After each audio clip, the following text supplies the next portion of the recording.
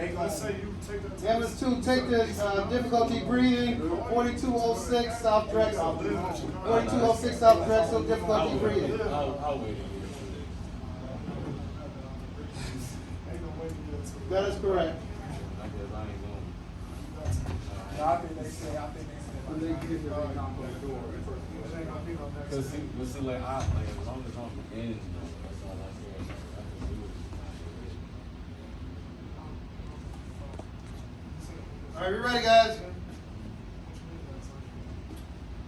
long as I get hurt. 'Cause I'm good.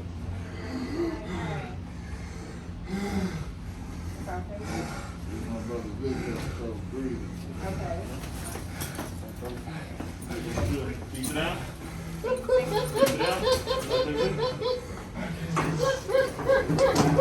you get the dog from me? Can you get the dog from me? Thank you. He on bike, but he is cool. Yeah, just put him away from me.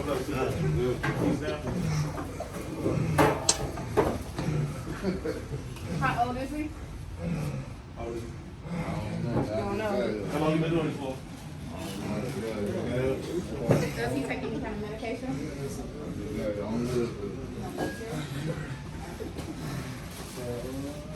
What's his blood pressure? Yeah, your blood pressure. What's your BP got? Oh, so we got really good. Oh, okay.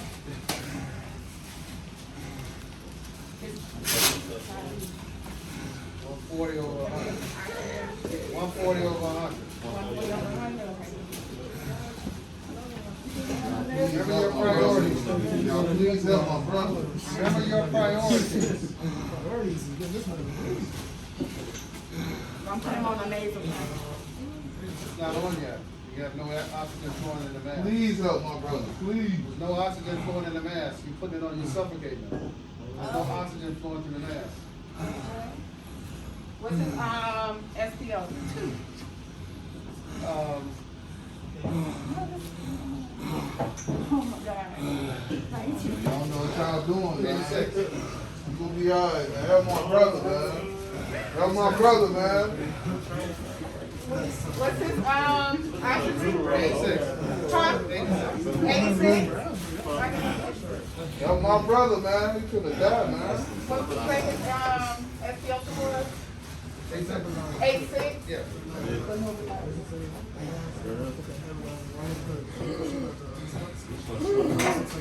Stop. Everybody stop for a second. He's an actor, man. Alright, so he said difficulty breathing. I need to look for that bureau, but you need to first put him on oxygen so that way he don't pass out and you have more issues than that. Okay. So you can start off. They said you said his respiration were 86. Yes. Set. He was set. Oh, Set set. 86. Yes. Well, I need to check his respirations. Okay. While y'all trying to get him hooked up to oxygen, y'all could have put him on now to read the first to at least get him going with some oxygen. Right. And then check all his vitals after that, because if he's coming in as difficulty breathing, if he can't breathe, you're gonna have more issues than that if he eventually decides to drop. Yeah. So first thing you should have did was get the oxygen on, find your breathing, put it on.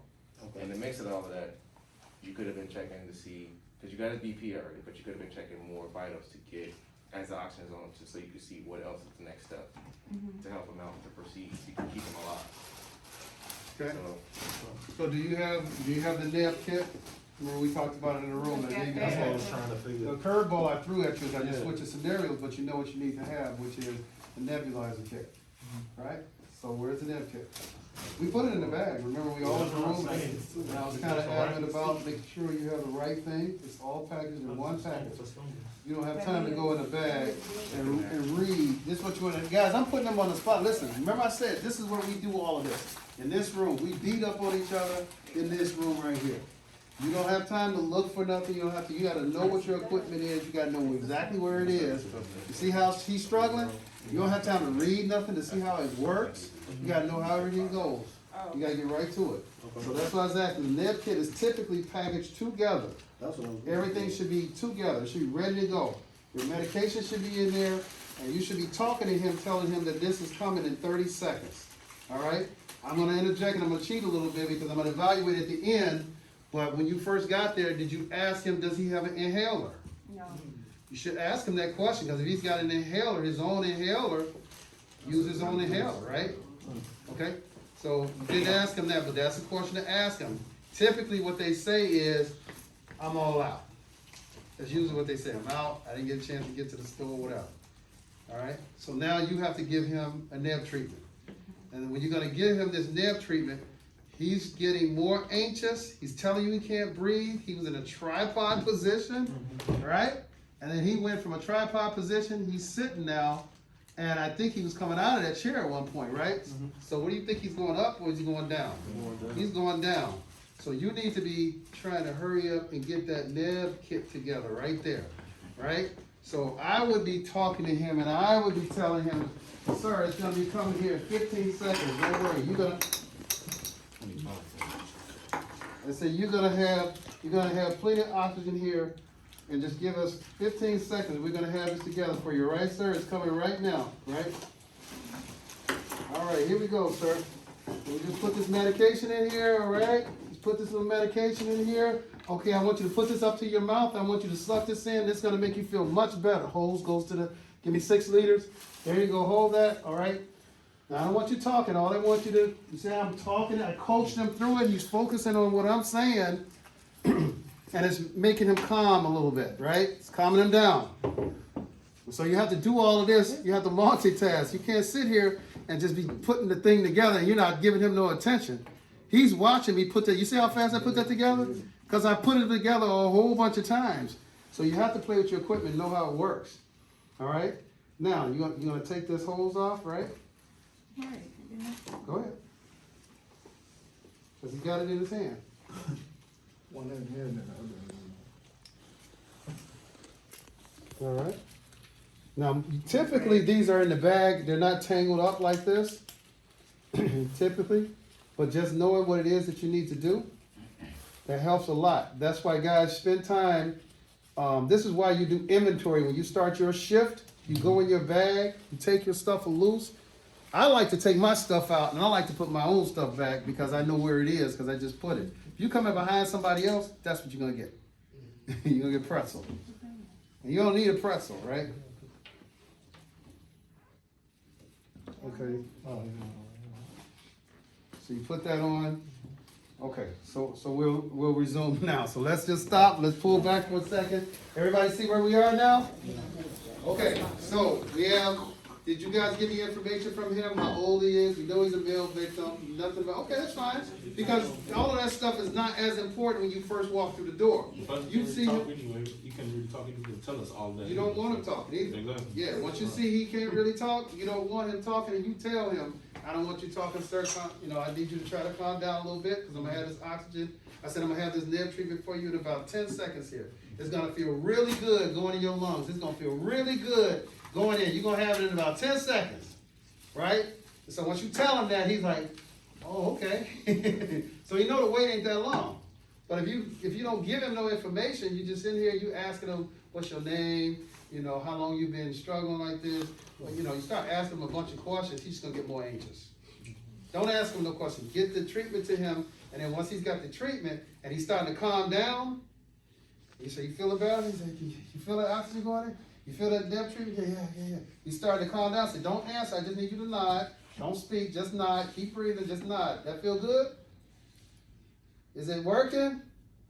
It's not? Okay, let's just let it give the medicine a chance to work. We're just gonna sit here, take it in real deep in, take a breath in, take a breath out. In, out. You just coach him through it, right? Yeah. And then you evaluate him in about a couple minutes, you evaluate him again, say, okay, how you feeling now? He tells you feeling, it seems like it's working. Great. Now you can move him. You don't wanna move him yet. You wanna go ahead and let that medication work. All right?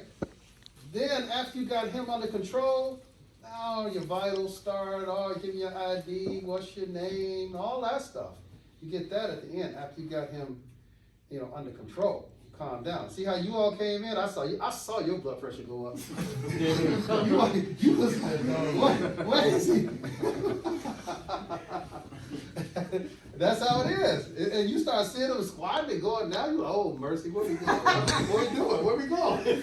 You was going with him. Okay, so you're giving him his neb treatment. let's take it from there. Okay. These guys NAV treatment, go ahead, Vic, pick the NAV treatment up. How many liters? 6. 6 liters. Okay? What did you put inside of the chamber? What was the medication you put inside? Albuterol. What's it called? Albuterol. Albuterol is one of them. A little bit. What's the second one? Atrovent. Atrovent. Actually, Albuterol and Atrovent, they go together, they're mixed. They're already pre-dosed in these little plastic tubes like this. You just tear this off, squirt them in. Just that simple. It's a brew, right? A little cocktail you put together right inside the you chamber. gotta be dramatic first. All right? You Okay, gotta be dramatic again. now what comes after this? No, I want him to be dramatic first. I gotta start over. What's the contraindication? Exactly, go ahead. What's the contraindication? No. What we cannot give him. Oh, it's the can I give him? Oh, yeah, that's a good question. Is there a contraindication for giving someone NAV treatment? Is there a contraindication? Anybody? Make sure he's not actually taking it. Heart rate increase.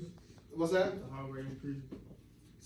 Well, yeah, but there's, well, I'm asking this question, and I don't wanna tell you. If he's unconscious, can he still, we still can. He's unconscious, that changes everything, you're tubing him now. You're going with the I-gel or the King Airway now, if you go with that.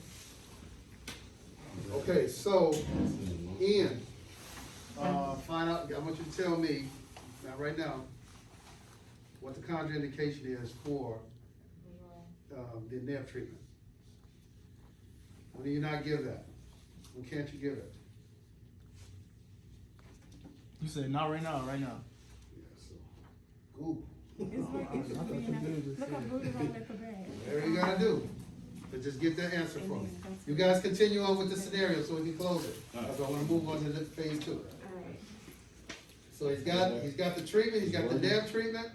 We're gonna assume that when they came in, they asked him, do you have your inhaler, that little puffer? You know, we don't have that. He said, I'm out. No. All right, so then you go to this. Breathe in. He had his own, you wanna try to give him his own medicine first. How you feeling now? A little bit better. A little bit better. We're gonna do it a little bit more. Okay? And so you're writing down his vitals, right? You took his vitals, and you're gonna write them right on the back of that glove, right there, right? Let me see. Blood pressure? His blood pressure, it was 140 over 110 when you first came in. Okay. You took a second blood pressure, now it's like 130 over 95. His pulse, His pulse is 80. 80. His respiration. His respirations right now are 22.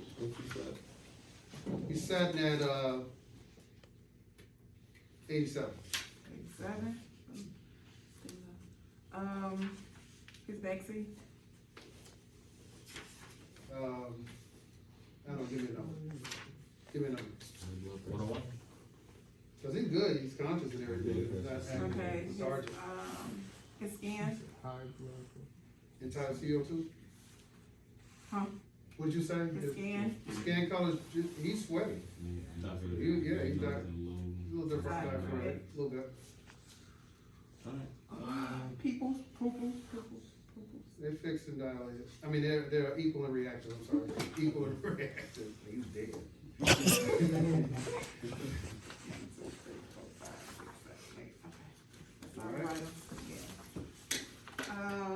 So he's ready, What's his history? He's ready, go ahead.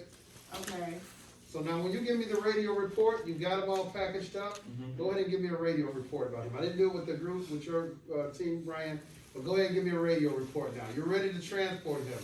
So you're gonna say ambulance 2 to dispatch. You're gonna say, go ahead, because you're calling the hospital. We're coming in with a 26-year-old, how old are you? 28. 28-year-old male. Upon our arrival, the chief complaint was shortness of breath. We found the patient in a tripod position. He was in respiratory distress, but then you go on with your radio report. Okay. Vitals and stuff too.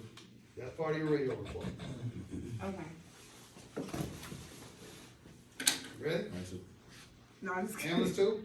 Ambulance 2 to dispatch. Ambulance 2 to dispatch. Go ahead, ambulance 2. I have a 28-year-old male Chief's complaint was difficulty breathing with respiratory stress. He has a blood pressure of 130/85. He has a pulse of 80. Skin is Upon our initial arrival, what was it? upon our initial arrival, he was in a tripod position. And what was his blood pressure? His blood pressure was 130/85. 140. Oh, you said 140? It I'm was sorry. 140 or 110 when you first got there. Oh, Now, after you reevaluated, his blood pressure is now that. okay. So upon initial arrival, You said- 140 over 110 when you I first. know the first time, I'm talking the second time, it said something 140 over. The second time, I think I gave it to you. I got it approved. 130 over. 95. yeah. Okay, so upon initial arrival, his chief complaint was shortness of breath with respiratory distress. His blood pressure at the time was 140 over what? 110. 110. After reassessment, his blood pressure was 130/95. His pulse was 80. His skin was diaphoretic. His respiration was 22. His SpO2 was 87, and his DEXA was 101. We'll be 5 minutes away from Christ Hospital. Okay, so a couple things, let me just backtrack for a second. So, when you said after I would have stated that you gave him a treatment. Oh, shoot, yeah, I gave him a You treatment. You Yeah, that's didn't, you right. didn't mention at all that you gave him a treatment. You said you had blood pressure, and then after you reevaluated, it was this. So I would have said his blood pressure was this, And then after. you gave him a NIB treatment. Right, So 10 minutes later, we reevaluated him, and these are the set of items we have now, yes. all right?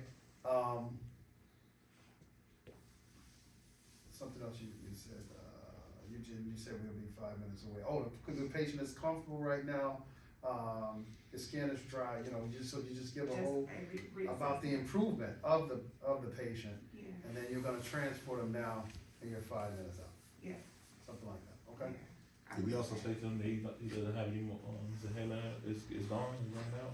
Yeah, you can say that in the beginning. Yeah, but upon your arrival, you discovered, you know, the patient, informed you that he was out of his medication, his prescription medication. So we initiated a nebulizer treatment for him.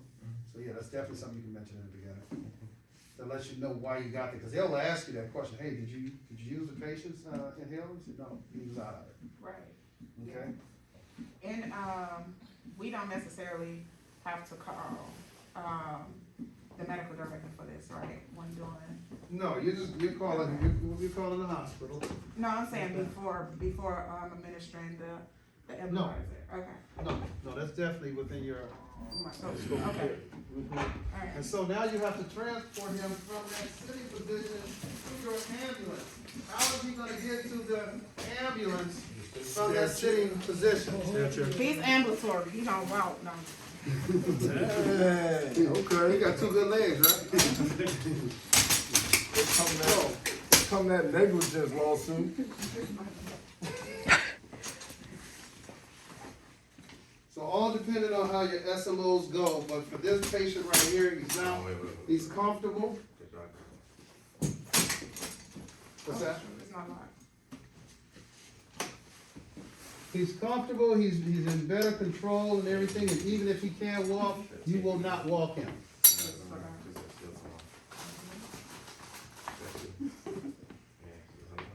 Now, your policy for your particular department might say you put everybody on a stretcher, it might say. But this patient right here is definitely a candidate for a sitting position that he will not walk.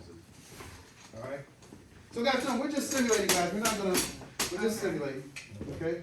So everything's cool, so we'll ask him to scoot over. Usually we put it right here next to him, we'll ask him to scoot over. You know, help us out if he scoot over, and if you help him scoot him, that part is the most work you want him to do. If he was still real weak and hanging off the thing, don't ask him to do nothing. You just pull him over there. Like a seatbelt, what are you doing? It's underneath his arm, that's correct, under his arm, that's correct. He can pull his one arm out, pull his arm out. Put his arm. Yeah. So Vic, you can keep your arms on the top, and then you give them something to do. Put this arm out. Yeah, and what happens is, Oh, and then you give him something to do, you know, if he's all, you know, freaked out about the long tabs, say, hey man, hold on to this for me. Just give him something to do. It's nothing. That's what you do, Question. alright? So you don't put it on like a seatbelt harness? We do it cross. This So is, got you know what? got the striker, yeah, Yeah. not these. Right, This one we have too. Yeah, but I use these, we go across, and then if you have a bottom, we'll put it across the stock, so that way, if Really? you have like a sight patient and they like to grab certain things, you can have them hold up to the seatbelt, instead of reaching out, and they reach out, you'll lose your balance trying to carry them. now, he's probably gonna still be using that too as well, so Vic, you can go ahead, so you're gonna hold that like this. You're probably gonna stick this bottle underneath like that. Just kinda utilize every little crack and crevice there. Right, so look at him now, he looks pretty comfortable sitting, he's got his medication. Oh, okay, put the push back in. Now, what you're gonna do, don't worry about the strap, guys, don't worry about the strap, I just want you guys to get the principle and just get a visual of what this looks like, how we come in, treat a patient, we put them on our equipment, we shut our bag, go ahead, we close our bag, we put it on like a backpack. We put our bag on like a backpack, we don't leave anything behind, we look around your surroundings to make sure you've collected all of the things we brought in. Our trash, bloody gloves, all of that, we usually have a plastic bag, we throw that in, a red biohazard bag. Put that on your back like a backpack.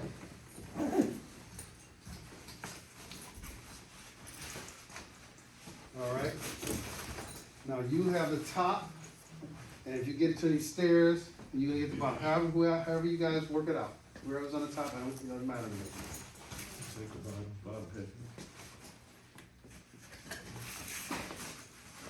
Okay? And then they're gonna work their way, nope, they're gonna just work their way till you get to stairs. You don't have to do anything until you get to the stairs. You get to the stairs, then that's when you do that part, okay? That's it, so we can end the drill now. Could y'all take me to my car right